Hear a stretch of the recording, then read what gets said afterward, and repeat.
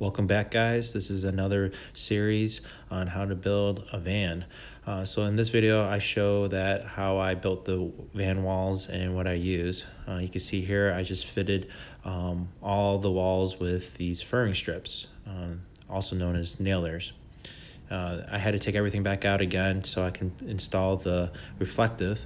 And the reflective acts like a heat transmitter, so it helps not transmit the heat between the metal and the wall itself. So here I had to take everything back out again after I fitted and made sure all the fasteners lined up and bolted up. And now I'm just taking all the boards out again and making sure everything is good to go when I put the reflective under. And this other shot right here shows you how I did that. I actually used this screw with a sharp edge to it to show and locate where all the holes were.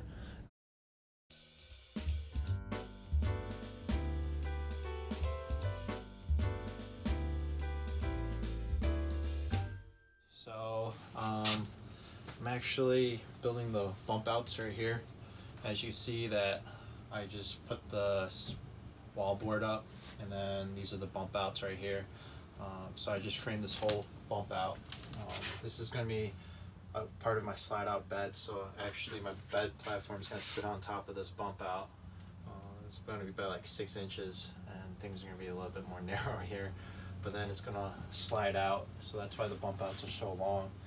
It's to allow me to actually have 2 sections of bedding, and then I'll be able to slide it out and slide it in. But this is how I did it. I just primed the walls right now, and I'm just framing this bump out at the moment, and I also have to put the backing board on, and this kind of gives you an idea of what's going on. I actually had to take everything out, put it back in, paint it, and then now I'm just dry fitting it, making sure everything's good to go. I'll probably do the same thing with this bump out. I have to just dry fit it at the moment, and then pull everything out, and then stain everything, and then put it back in, making sure everything's nice and watertight and sealed.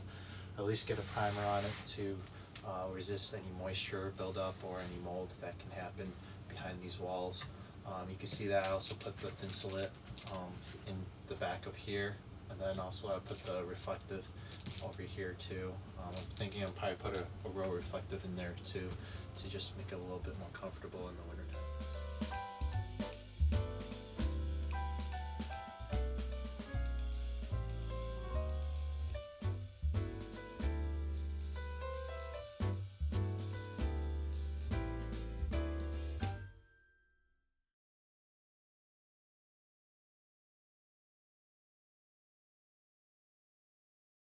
So with this design, I was able to actually gain 7 inches total.